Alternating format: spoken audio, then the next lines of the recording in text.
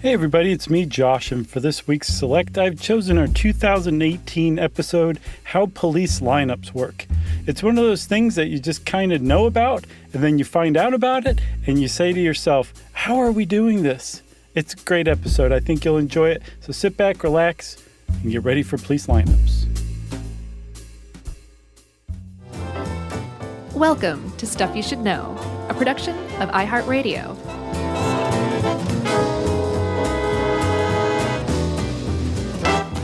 Hey, and welcome to the podcast. I'm Josh Clark. There's Charles W. Chuck Bryant. There's Jerry out there outside the fishbowl. And also, there's guest producer Noel and our pal Ben.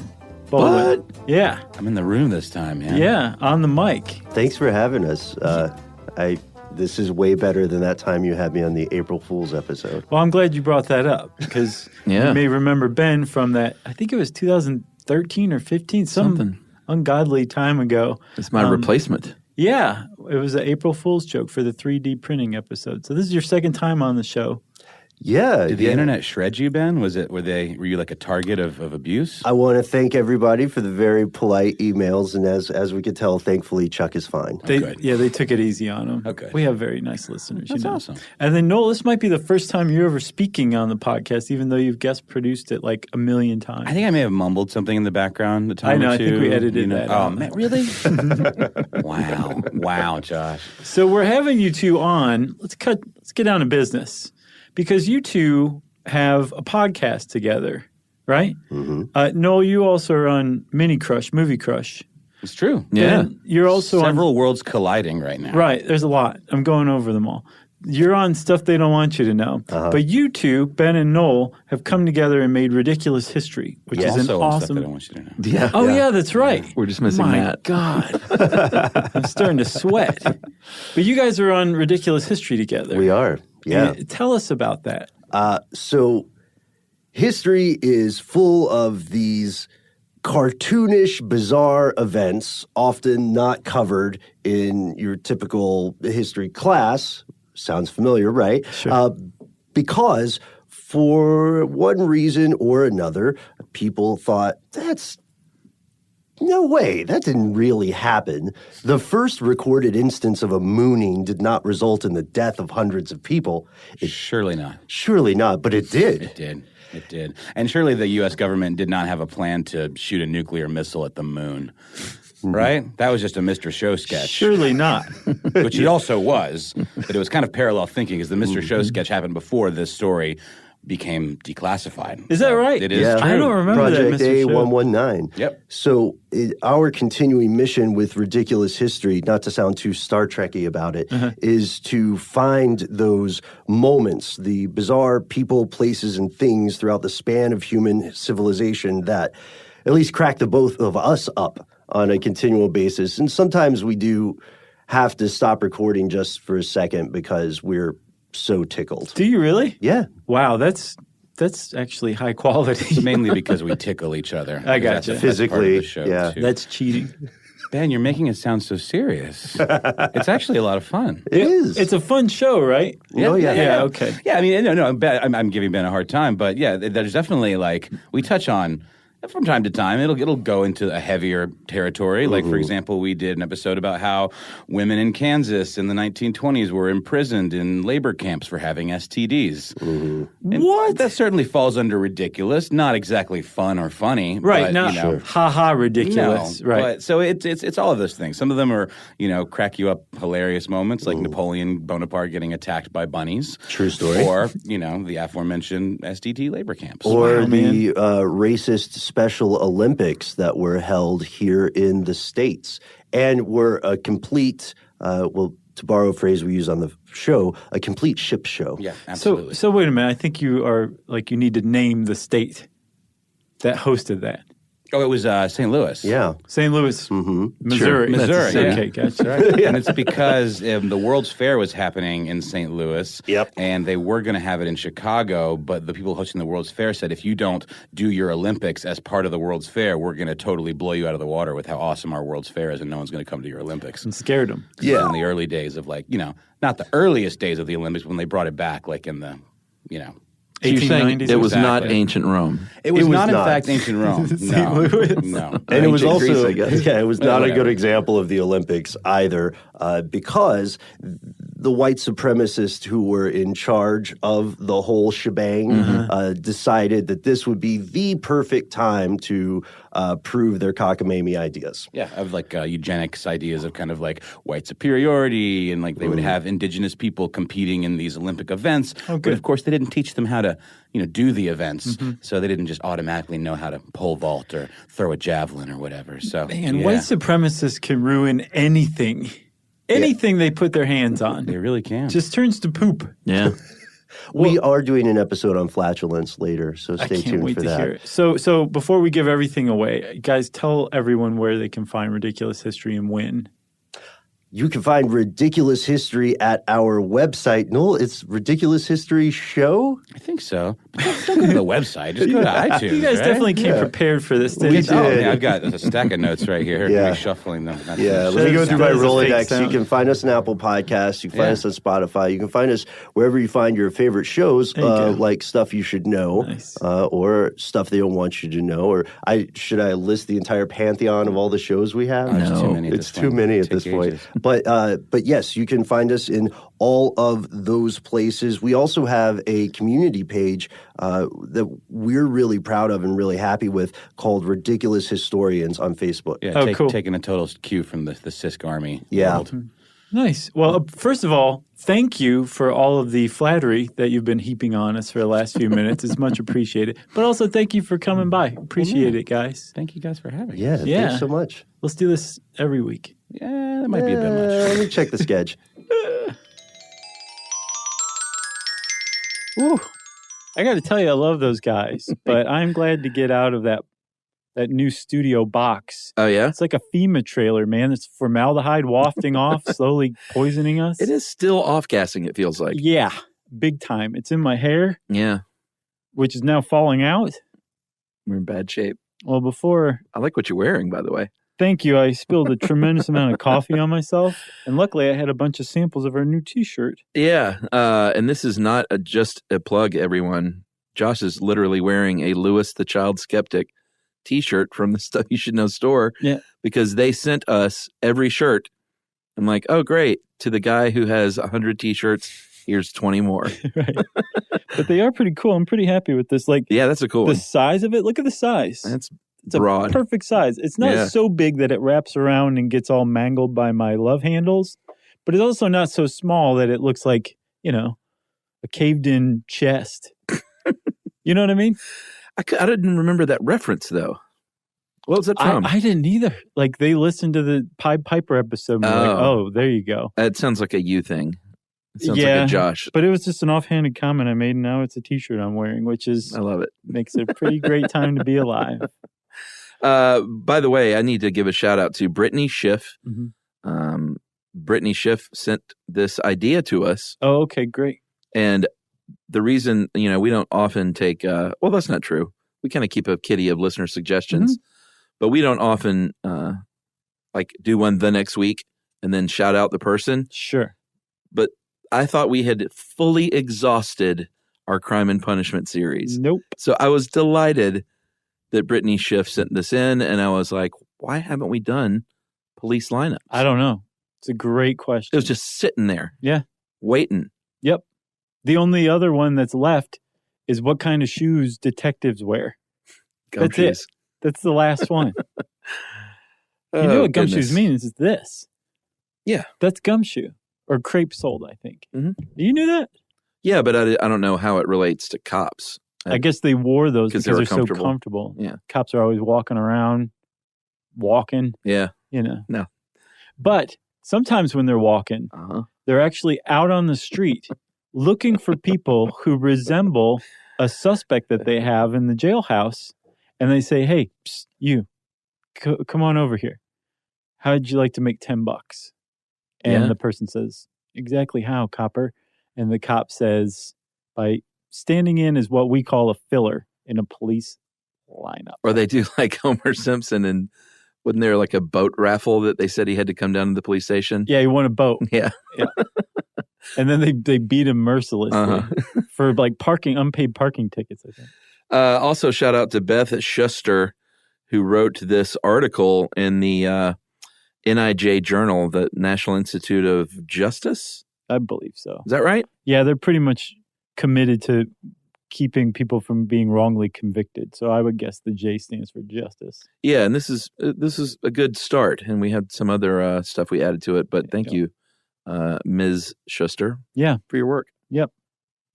Well, I already led into the episode and it didn't take, so let me try again. This NIJ article you sent calls out a dude named Jerry Miller, who back in 1981 was 22 years old, I believe. And Jerry Miller had a particularly bad day when he was arrested, and he was charged with robbing, kidnapping, and raping a woman. Yeah. And he got convicted. He was convicted because two eyewitnesses, saw him in a lineup, picked him out, and then later at trial, the victim said, maybe that's him, maybe it's not. But who cares? There's two eyewitnesses that picked this schmo out of a lineup. He's done. Yeah. He did 24 years in prison. And you may notice from the tone that I'm using here, he was wrongfully convicted. Yeah. He actually got out of prison and was living life, released on parole, wearing an ankle bracelet, a monitor, constantly. As a registered sex offender. Right. And then finally, I think, I'm not quite sure. 2007. In 2007, as part of the Innocence Project. Yeah. Which we've done an episode on with, yeah, that lady. What is her name? Oh. Pauline? I want to say Deborah Norville, but it's definitely not her. No. Paula Zahn. Paula Zahn. Thank you, Jerry. Yeah. I wanted to say Pauly Shore so bad. I just knew it was wrong. But we did an Innocence. Innocent. Right. We did an Innocence Project episode. And under the Innocence Project, Jerry Miller was exonerated through DNA evidence. He incontrovertibly did not do this and lost 24 years of his life because of flawed eyewitness testimony.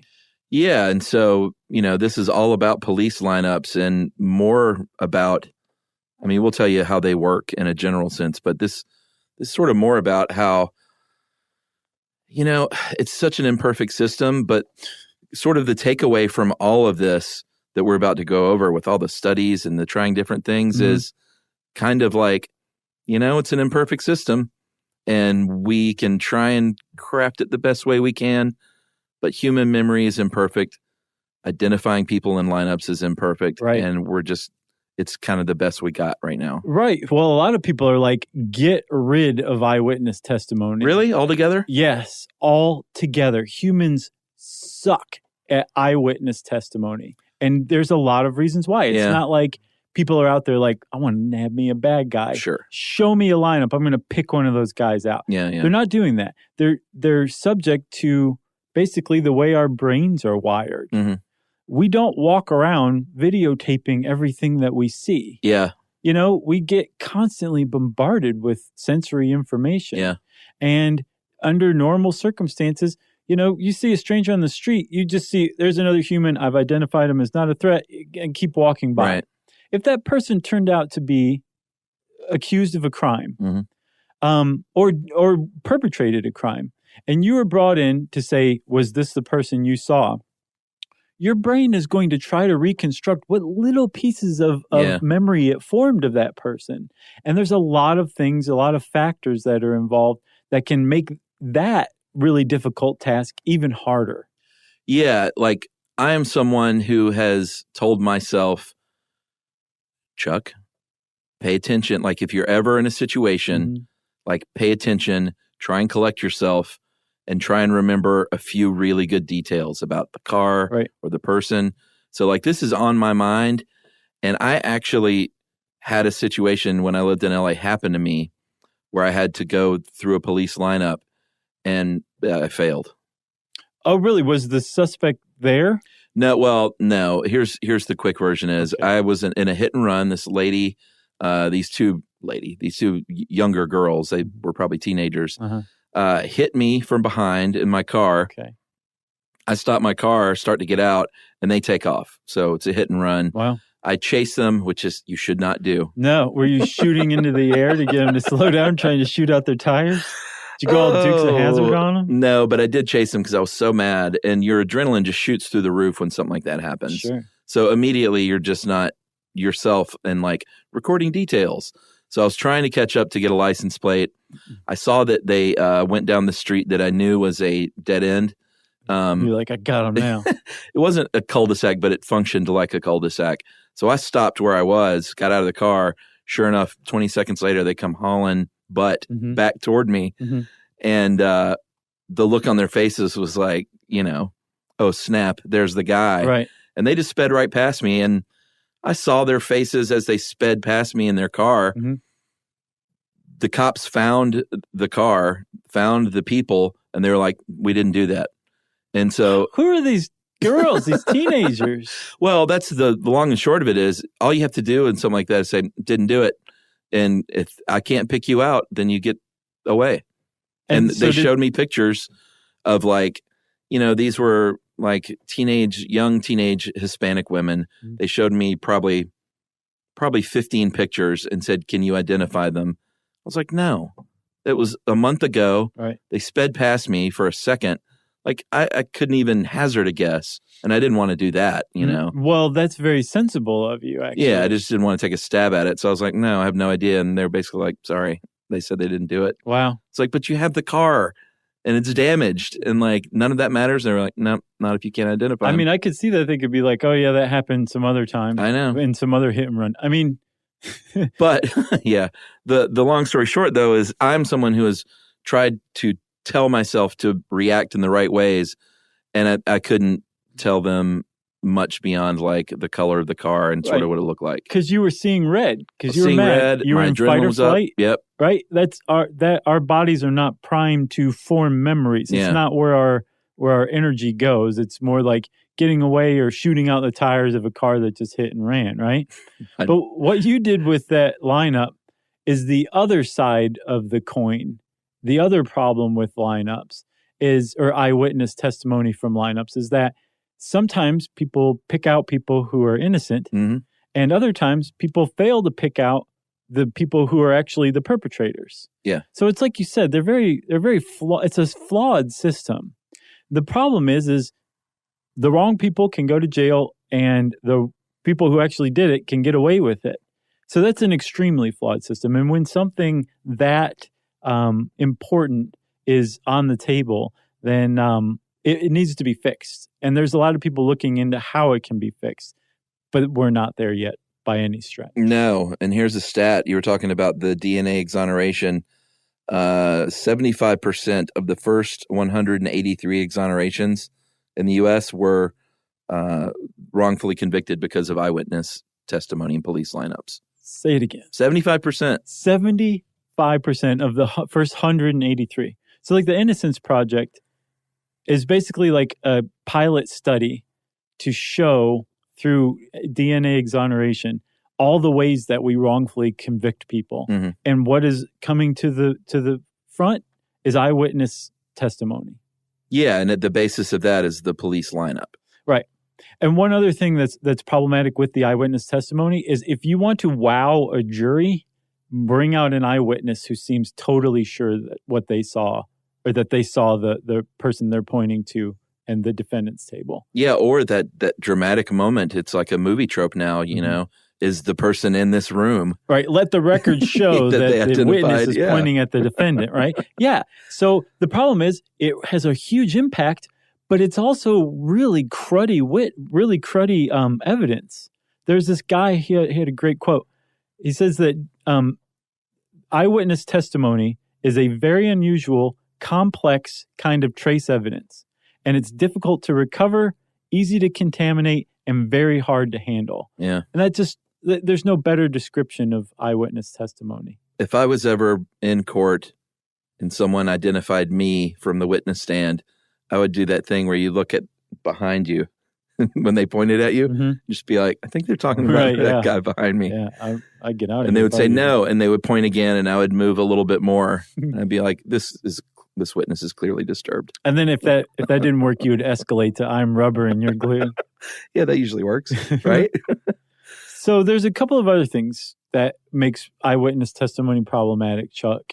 In addition to not being like human video recorders. Sure. There are Human VCRs. Right. There are circumstances, especially surrounding a crime, that can make it really difficult to remember. If you're in a fight or flight situation, you're not forming memories. If there's a weapon, people tend to focus on the weapon. Sure. Yumi was mugged once, and the opposite happened to her. She remembered what the person looked like, but she didn't even remember that there was a weapon. And her friends were like, yeah, there was a gun. Oh, interesting. Yeah. And she went to a lineup and like picked the guy out. And but Yumi's bulletproof, so. She is. So she's like, take your gun and shove it. I'm not even going to recognize it. No, but that makes sense. If someone pulls a gun on you or has a switchblade or some other kind of creepy weapon, the human instinct is to focus your attention on that thing pointed at you. Yeah, and apparently people can really describe the gun, the weapon, right? But you're focusing on the weapon. You're not focused on the person who's holding the weapon typically. Which helps a little bit, but not as much as the face. Right. And then another problem is if you are, say, an Hispanic dude and you're a witness to a crime and it's a white guy who's the perpetrator, you're going to have a tremendous amount of difficulty picking that white guy out, as sad as it is to say, from a lineup of other white guys. Yeah. Because eyewitness testimony that crosses race or ethnicities is known to be very unreliable. Yeah. Because it's just more difficult for somebody of an ethnicity or a race to separate or identify people of another ethnicity or race. Yeah, and I don't think it's the case where people are like, all white people look the same to me. It's just weird brain science. Right. You know? Right. You just have a harder time. From way back when we were basically tuk-tuk. Yeah. And tuk-tuk lived with 15 other people that looked just like him because they'd all been inbreeding for generations and generations. And they had to be on the lookout for another group of people who'd been inbreeding for generations and generations that wanted their jackfruit tree that they lived by. What's jackfruit? I know that word. Jackfruit's amazing. Is that the big, huge thing? The big, huge one. Yeah, It actually makes a killer barbecue vehicle. Like shredded pork vegan stand-in. Oh, okay. It's really good. Gotcha. All right, let's take a break, and we'll talk about the fundamentals of the run-of-the-mill police lineup right after this.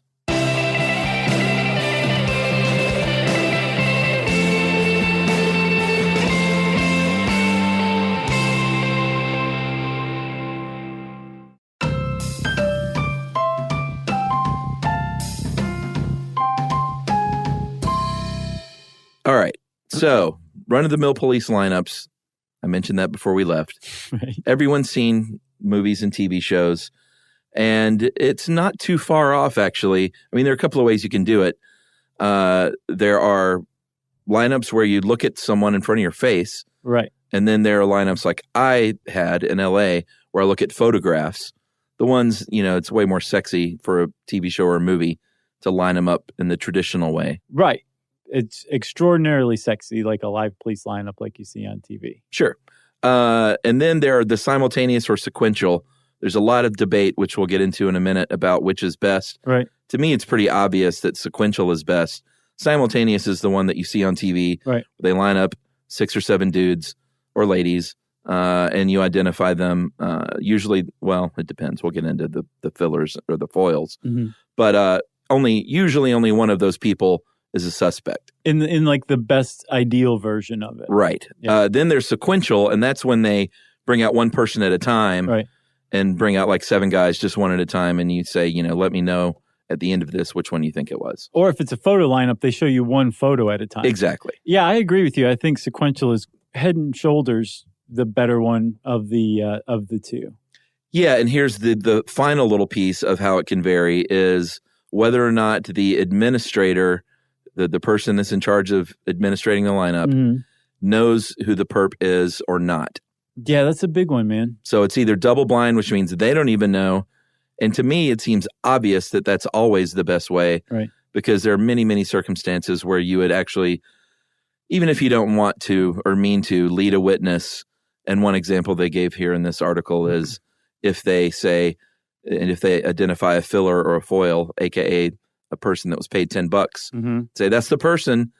The administrator might say, take your time. Yeah. Are you sure? Like, you really need to take your time. Which is basically like saying wrong. Right. Pretty much. They should Try just have again. a buzzer. Yeah. Or conversely, if when they're doing it sequentially, when they get to like number 4, they're like, whoa, get a load of this guy, huh?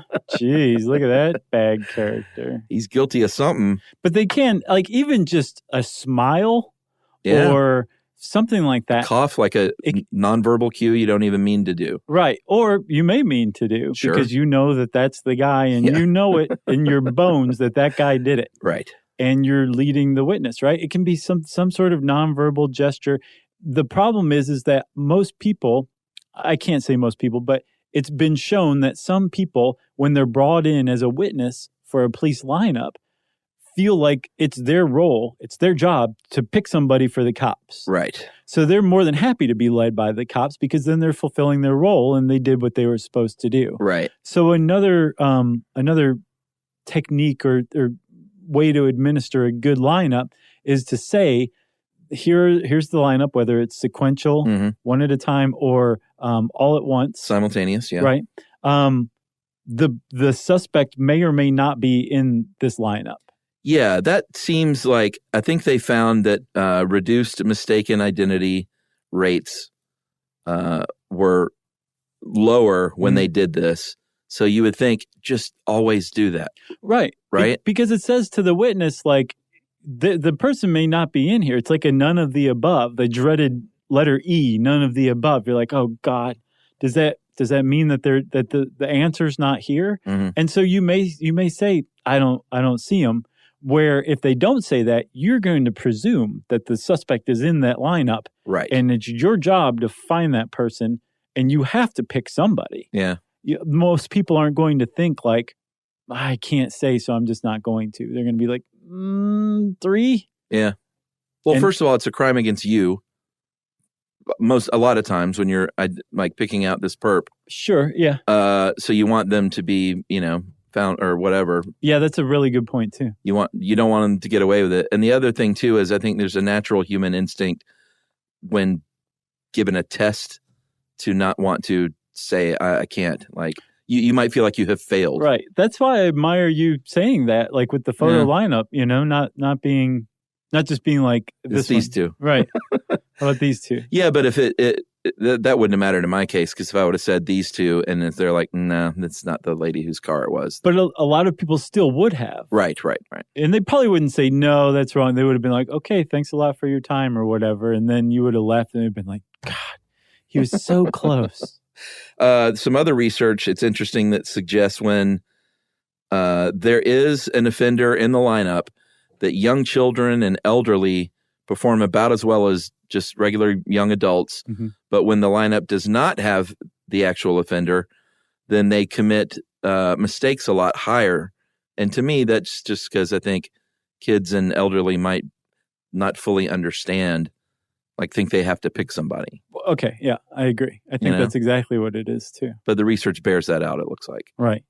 So there is some, like you talked about research. There's a lot of research in this, but it's become ambiguous, right? If you step back and you listen to all of the different things that you can do with a lineup, it becomes very clear that a sequential double-blind lineup where either one photo of a suspect is shown to the person at a time or one live suspect is brought out to be looked at one person at a time. Yeah. And is administered by a cop or a worker, somebody who doesn't know who the suspect is, that's going to reduce the chance of a misidentification or a failure of an identification. And that the person who's being presented with these people is not going to be able to guess. Right. And if they actually do remember who the perpetrator was, they're going to recognize them. It's just obvious that that's the best way to do it, right? The thing is there was a study in Illinois that just completely rocked that idea that's the case, because there was a 3 or 5 year study in Illinois that looked at different types of lineups and compared them side by side and found that actually no, that a double-blind sequential lineup actually produces worse results Right. than a simultaneous non-double-blind one. Right. But then again, not so fast with that, because other people since then have questioned the methodology they used in that program and kind of said, I don't even know if we can take this research and take these statistics seriously. Right, because methodologically, it was a screwed up study. Like they really dropped the ball on the study. Yeah, and I don't think we mentioned the two judgments either. During simultaneous lineups, when everyone's standing there together, you use what's called relative judgment. In other words, you compare all the dudes standing up there against one another. Right. And with the ones where they trot them out one at a time, they use something called absolute judgment, which is supposedly means that they're comparing it to only their memory and not to the people that came before or after. Right. That's the hope. That's the ideal, right? Right. But with this research in the study, I kind of didn't even know what to think because it sort of went against the grain and the findings. But then they said, I don't even know if we can trust these findings because the methodology was no good. Right. So we ended up sort of back at square one with the Illinois pilot program, it seems like. Yeah, the reason why the methodology was so terrible, they used the double-blind procedure for sequential lineups, but they didn't use it for simultaneous lineups. So if cops were advertently or inadvertently leading people with simultaneous lineups, then of course those are going to produce correct choices with suspects better than the one that's a double-blind sequential one. They compared apples to oranges in this study. It's almost like a sixth grader came up with how to actually conduct this study that the Illinois legislature said, Illinois State Police, go figure this out. Do a 3-year study on this. And they came back and said, huh? Yeah. And it's terrible. And the problem is if it is true that a sequential double-blind study is the way to go, that it is just smarter and works better, that study set that back by years. Because now all the cops all over the country heard, they did the study and it's actually worse. And the design of the study was flawed methodologically, just it doesn't work. Yeah, they even went to the cops at the Illinois pilot program, talked to them, and they said the majority of the officers said they didn't think that it was superior and said that witnesses who can identify the offender can do so under either procedure. And officers expressed concerns that using a blind administrator disrupts the relationship an investigator tries to build with a witness. So I interpret all that as it's cops saying, can we just keep doing it the way we've always done it? Yeah, because it gets results, right? But the thing is they have some pretty good points in that if you are running a lineup or whatever, you put together like a 6-pack is what it's called in the U.S., where you've got 3 and 3 mugshots of people. Or I think in Canada, they usually use 12. But you put this thing together, then you have to find like a patrol officer or a sergeant or somebody who has no idea what's going on with your case. If you want to do a double blind. Right. Yeah. And then that person has to go to the house, record what the person did, and then come back and tell you. It's just an extra thing that cops are like, come on, dude, this is just making it way too hard. Yeah, I mean, they said in here that sometimes they even have trouble coming up with the blind administrator, and maybe it probably has everything to do with budgets. Sure. But my thought is like, why isn't there one person that does only this? Oh, that's a great question. That just is called the administrator. Right. And That's so the lineup cryptic. administrator, and goes to the people's houses or runs them in the precinct or whatever. And this is the only thing that they do. Right. I'll do it. Bring in the administrator. Yeah, that's a TV show waiting to happen. For sure. Yeah, I don't know. It's probably budgetary. It's got to be. They also found with a lot of these, when there's multiple perps, it just goes haywire. Yeah. Because sometimes they'll put 2 of the perps in the same lineup. Right. Which is super confusing. That actually falls in line with like how to build like a decent lineup the right way. And we'll cover that and where they get people to stand in as suspects right after this.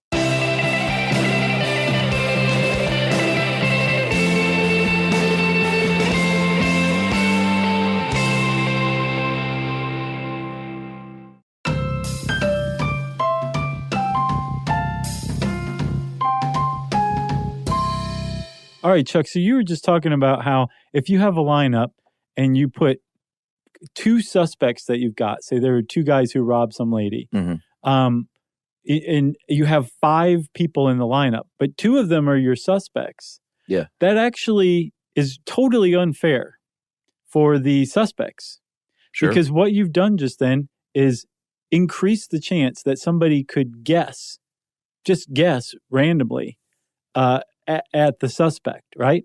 Yeah. If you have 5 people in a lineup and one of them are the suspect, then that person has a 1 in 5 chance of being chosen by random chance. Right. But if there's 2 suspects in a 5-person lineup, they have a 2 out of 5 chance, which is way more than a 1 in 5 chance. Some people might even say double the chance, right?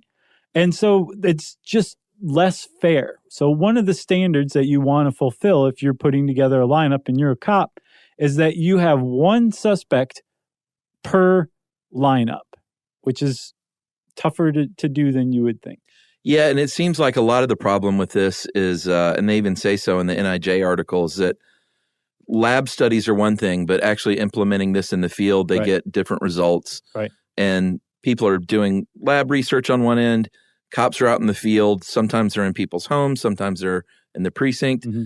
And it seems like the two heads aren't talking very much. Right. And there are people, they did like a live web chat at some point to bring together all these experts from around the world. Yep. And they kind of all around me were like, this is a big mess and we need to all combine forces to try and do the right thing. And the feeling I get is that a lot of these police precincts just kind of want to be left alone. Sure. I mean, they know it works and it works, But does it? Well, that's the question. Right. So, they fingered a collar. Right. Is that the right?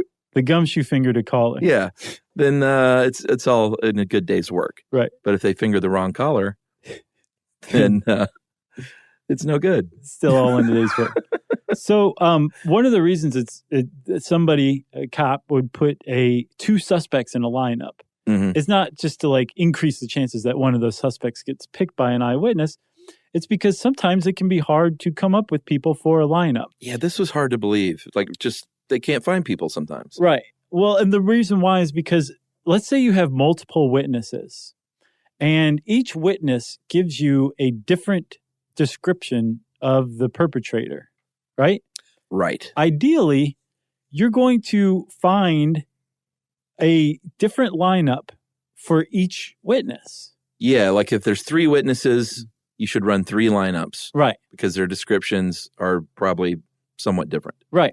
That can be difficult, right? Sure. And there's a couple of ways to handle a lineup. You can do a suspect matched lineup where you've got a suspect, and to keep your suspect from standing out, you make all the other people in the lineup look like, your suspect. Yeah. That's one way to do it. Another is to do the perpetrator description match strategy, which is you've got... and that's when you have no suspect, right? Just eyewitness accounts? You can have a suspect, but you're creating your lineup based on what the witness has described the perpetrator to look like. And then just throw the suspect in there. Right, which can be bad for the suspect because if the suspect, the person you actually think did it, doesn't look anything like the eyewitness said, then there's going to be 4 redheads and the one blonde guy who's actually the suspect, and he's going to stand out like a sore thumb. So there's a lot of different things that have to be massaged here to try to make everybody in the lineup basically look all like the perpetrator, the eyewitness described, or all like the suspect that you've got, because you don't want the suspect to stand out. And there's a lot of techniques that they use to try to make everybody look the same. Yeah, they, like you said, they dress people. It was funny that one article said in the Bronx precinct, they usually put them in Yankees hats. Right. Just line up a bunch of guys in Yankees hats. Right. That means that they have 5 Yankees hats hanging outside of the, that room where they walk them into. Wasn't Kramer in a lineup when he was a suspect, totally serial killer suspect? Yes. I don't remember it was a serial killer, but I remember he was in the lineup. He kept turning the wrong way. Yeah, I think he was misidentified when they went to L.A. to pitch the TV show. Uh-huh. Kramer got caught up in some serial killer thing. I think of that, and I think of the great lineup scene in The Usual Suspects. Let's address that real quick. When they have to say something? We can't repeat it here because there's bad words. Right. No, what I was going to say is that lineup would never happen because not only do you have 2 suspects in there, all 5 people in the lineup are your suspects. And they're not dressed the same. Yep. Yeah, it's a total movie lineup. It would never happen. No. What were you going to say about them saying something? Well, they had to recite a line. I don't know how typical that is, though. Yumi, when she did her lineup, she remembered what the guy was saying. And they make them say that? Yeah. Oh, okay. So that's the thing. And she was like, wait a minute, do they have to say whatever I say they said? And the cop was like, yeah. And she's like, let me Really? see what I want him to say. Yeah. He's like, no, you have to say what they actually said. Oh. Yeah. Well, how did that result? Did she get the guy? Oh, she picked him out immediately. Oh, okay. Yeah. The guy got busted. Nice. Yeah.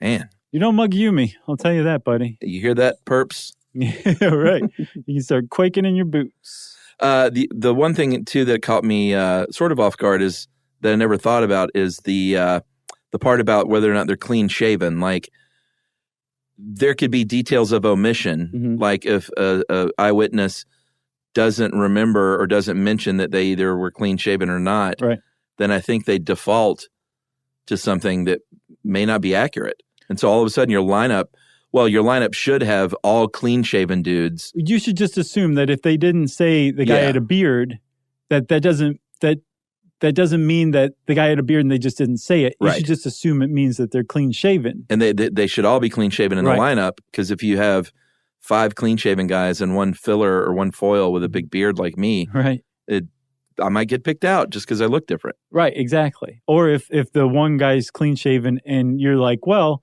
they didn't say that the person had a beard, but they also didn't say they didn't have a beard. Right. So I can put this clean-shaven suspect in with 4 other guys who all have beards and make them stand out. That's the opposite. And apparently, there was this New York Times article from years back about a guy named... dude. What was his name? The casting agent, basically. Robert Weston? Yeah, Robert Weston. It's a pretty interesting little article. But in the article, it says that the Bronx cops that use this guy to help fill lineups, which we'll talk about in a second, that when they give the perpetrators like the Yankees hats or whatever for the lineup, like the perpetrator's always the one who pulls it down over his eyes. Right. And they have to be like, dude, see how everybody else is wearing their hat? Make yours exactly like that, or else they're going to pick you out. So they actually are trying to help the perpetrator at least not stand up and be like, me. Yeah. You know? Yeah. And instead just keep it on the level, at least as far as the Yankees hat brims go. I so want to be a filler. I'm sure you could do it. I want to get in on You just have to hang around long enough until a dude who looks like you commits a crime, which in Atlanta, I'm sure there's a lot of hipsters running around for sure. I don't look like a hipster. No, I don't know. I look like a hipster gone bad. Oh, yeah. I'm not neat enough to be a hipster. You look like a hit and run hipster. Hipsters are super well coiffed and like squared away. Oh, I know what you mean. You know? Yeah. Your jeans aren't pegged. No, I look like a hipster who slept in. So back to Robert Weston. This guy in New York, at the time at least, I can't believe how little money he made. He only got $10 for putting together a complete lineup. Yeah. And they said sometimes he does as many as 4 in a day. Yep. And sometimes not at all. I'm like, so a good day for him is $40? That's what it sounds like. Man, maybe that's the problem, is they need to, well, again, it's budgetary probably. I was going to say, pay a little bit more. Get a casting agent in there. Get some of those college-educated fillers in there, right?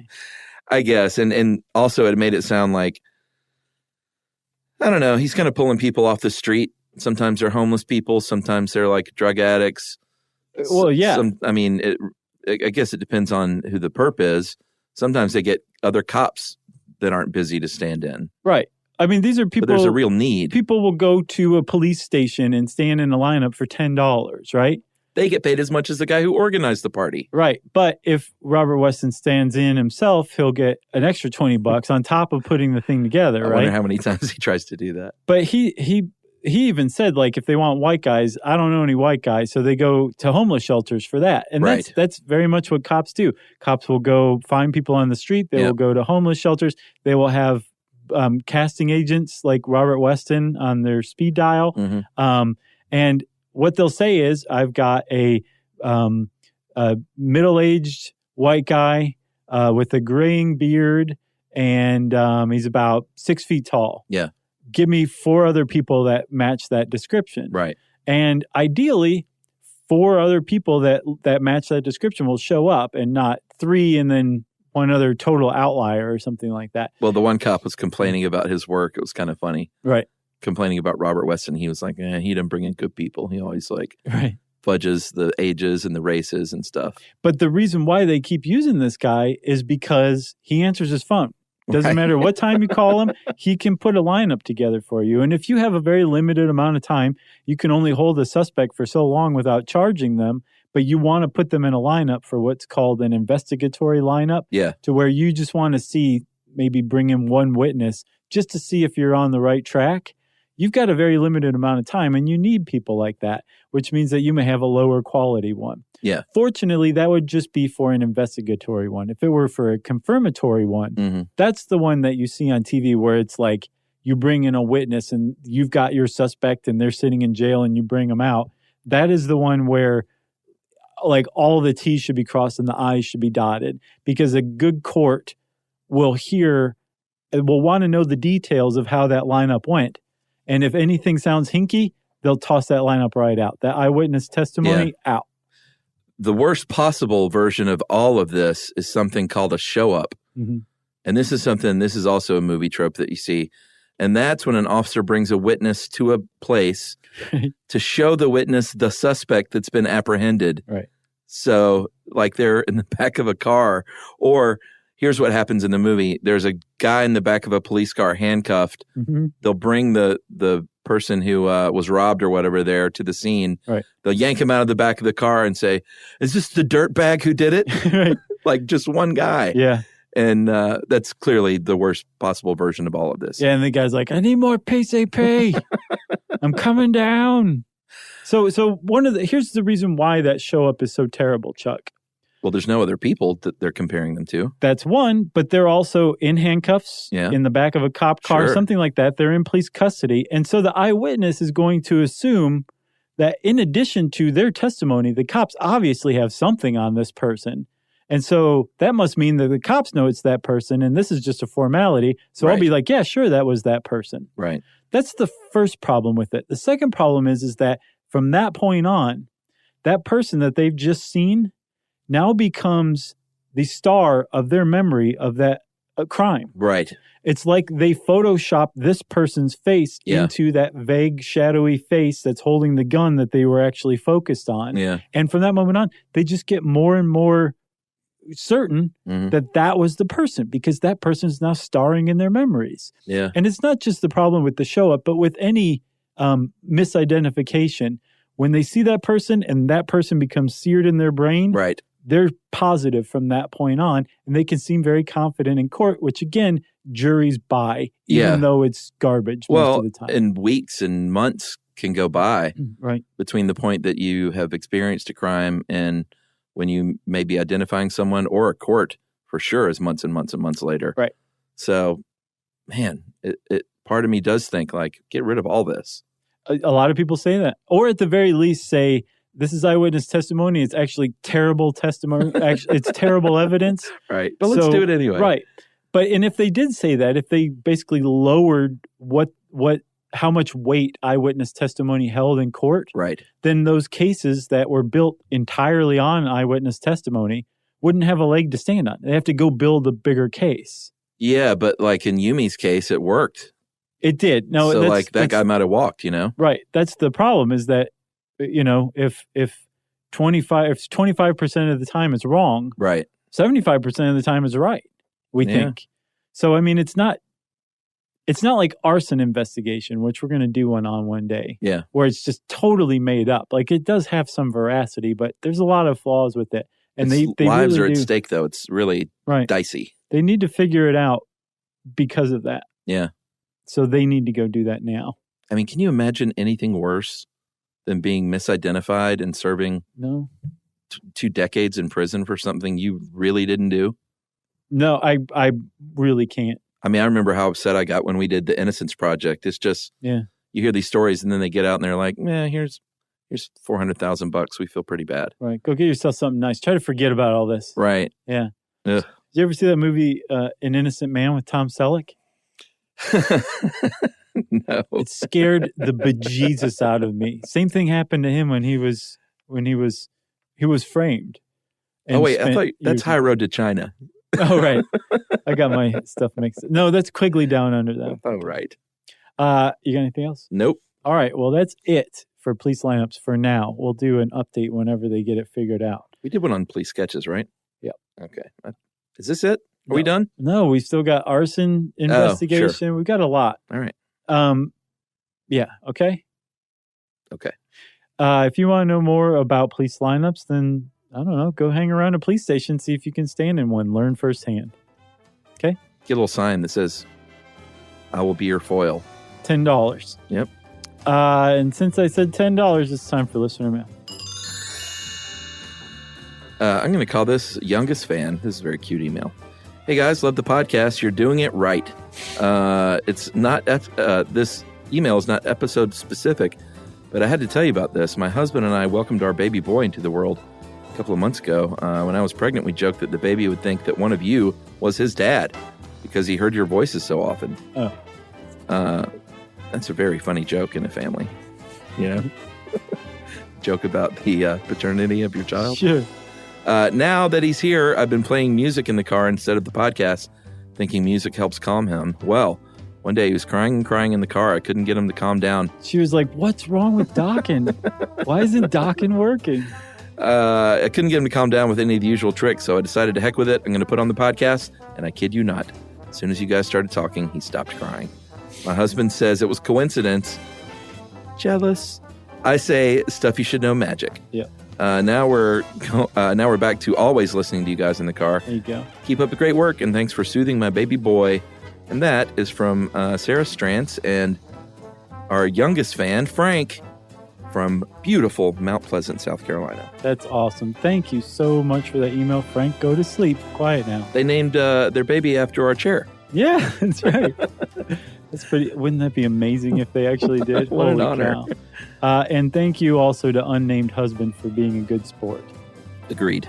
If you want to send us a great email about how we're magic, you can hang out with us on social media. Just go to our website, stuffyoushouldknow.com. And you can also send us an email to stuffpodcast@howstuffworks.com. Stuff You Should Know is a production of iHeartRadio. For more podcasts from iHeartRadio, visit the iHeartRadio app, Apple Podcasts, or wherever you listen to your favorite shows.